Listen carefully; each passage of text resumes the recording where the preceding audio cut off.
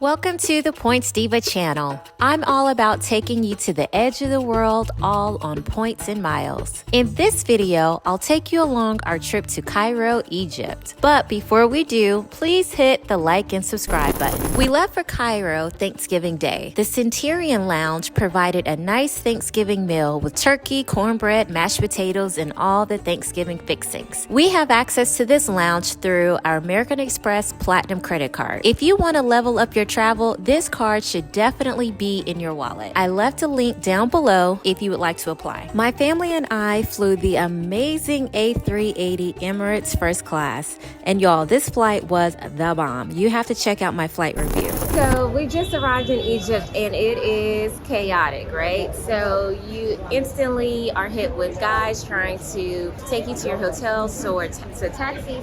Thankfully, we pre-arranged prior to, but we're in Egypt. Can't wait to show you the rest. Welcome to Egypt, my friend. When you go to taxi, have good price. Okay? We hired Walid at Captivating Egypt to plan our whole Egypt trip and to get the visas. He also stated if we pay for flights out of pocket, having an Egyptian book the flights would be cheaper. We, of course, use our miles. Cairo is a huge city with lots and lots of traffic. Everywhere you go will take at least an hour, so plan accordingly if you want to visit the pyramids on a layover. We booked the Marriott Mena House on points. This is the best hotel with views of the pyramids and doesn't require a lot of points. If you have a free night certificate, you can use it at this hotel. Since Mr. O is a titanium elite, we used a suite upgrade certificate and they gave us this spacious suite. Since everyone wants a nice view, I'd recommend paying for the pyramid room if you don't have a suite upgrade certificate. My name is Walid Kamuna and I'm the Egyptologist tour guide who's gonna accompany this very nice family around Cairo today and tomorrow. So we are heading to the markets, do a little shopping, and be some tour guide. Let's go. We drove another hour to the market to do some shopping. I'd highly recommend not going to this place alone. It is very chaotic and very confusing. You will definitely get lost if you're alone. $1 is like 15 dirham. Our tour guide took us to Khan El Khalili Products to shop at this wholesaler store. Any type of souvenir you could think of, they had it. We spent around $20 and purchased a bunch of stuff, and the prices were still negotiable.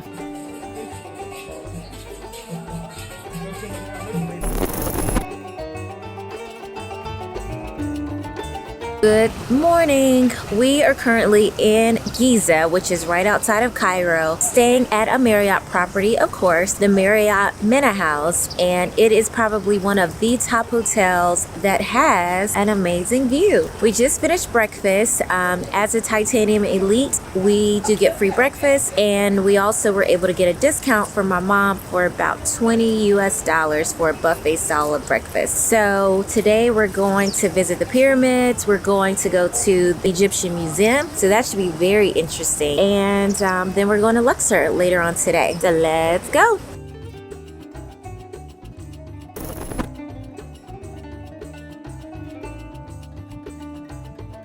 We are at the pyramids.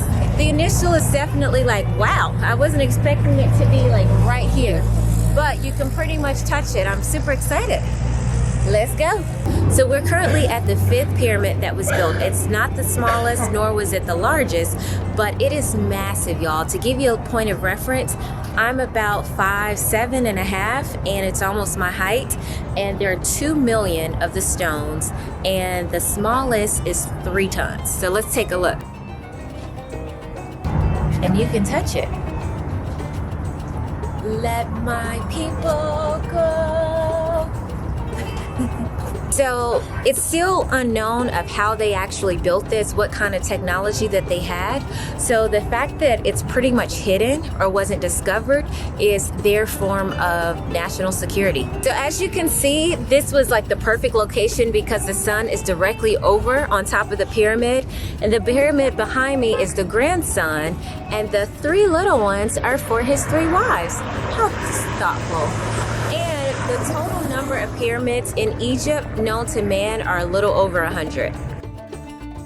On the backside of the pyramids, you'll find locals selling souvenirs, restroom facilities, and a great place to take a photo. So babe, how was your bathroom experience? It wasn't good. I thought I pressed the flush button, but then it was like a bidet thing and the water just started squirting directly at me. Oh. Had to jump out the way. It got messy in there. How did it feel? Not good. Okay, but you clean? I'm clean.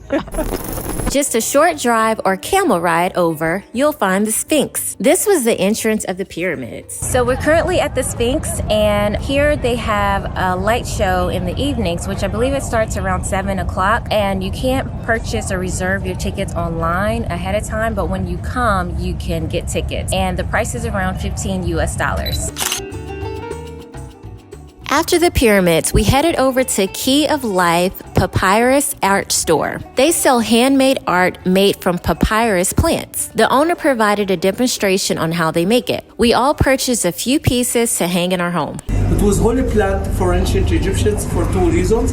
The flower looks like sun rays, symbol of the sun god Ra. End of the stem, you see triangular shape, pyramid shape, symbol of eternity, eternal life. Dark or brown. But same color, just as you can see, bit by bit the sugar becomes oxidized, depending what color you like. After that, we bring two pieces of carpet, cotton, linen, whatever. We take again the slices from the water. If you allow me, if you touch it, you can feel it slimy. Yeah, this is the natural glow of the sugar. The Louvre Museum in Paris has nothing on this Egyptian museum. They have so many preserved artifacts, they really didn't even have the space for everything. It was amazing to see how much gold they had and how heavy the mummy tombs were. I was like, when I die, please mummify me and wrap me up in gold, including the gold sandals. The mummies were preserved really well and still had hair. Even if you aren't into museums, you still have to make a visit. You will never be this close to history from before Christ. So a few tips and overall impressions of Egypt as well as Cairo. Number one, so for Cairo, you really only need to spend no more than a day and a half in Cairo. Most of your time should be spent in Luxor, Aswan, or any of the beach towns. Outside of the museum as well as the pyramids in Giza, it's not a whole lot to see and do. So you really could do Cairo in a very long layover. So I highly recommend spending, 24 hours in Cairo. So tip number two, you obviously will need a COVID test. At the time of this video, it's 48 hours prior to arriving in Cairo or Egypt. However, they do require a special seal. We did inform the facility, the medical facility in Charlotte, that we were heading to Cairo, and they did put a seal on there, but it was not a special Egyptian seal. So when we arrived in Dubai, which was our layover, we had to get another COVID test, and they were easily able to provide that special Egyptian seal. This next tip is for my solo female travelers. I do think Egypt is very safe. However, you do not see a lot of women walking around by themselves. So I would highly recommend to hire a local guide, and there are plenty that you can find on Facebook. I'll leave our tour guide's information down below. He's highly trustworthy, but it's not a safety thing, it's just more of a culture thing. So you do see females walking around in the city, but you definitely see them walking around in pairs. So I would not suggest go by yourself and to walk around in the city by yourself. Again, culture thing, not safety. So this last tip may be a bit controversial, but my husband and I, we went back and forth about this. However, as a female traveler in Egypt, be prepared to get ignored. Okay, again, a culture thing, but quite often we were in restaurants and just different places where, I would try to order something and they would just completely ignore me and address my husband or address my male child. So I did get upset a few times about this. I did report it to management in our hotel, but just be prepared that that could possibly happen, and it's a culture thing. So overall, I would highly recommend traveling to Egypt, especially right now. The crowds are really low, so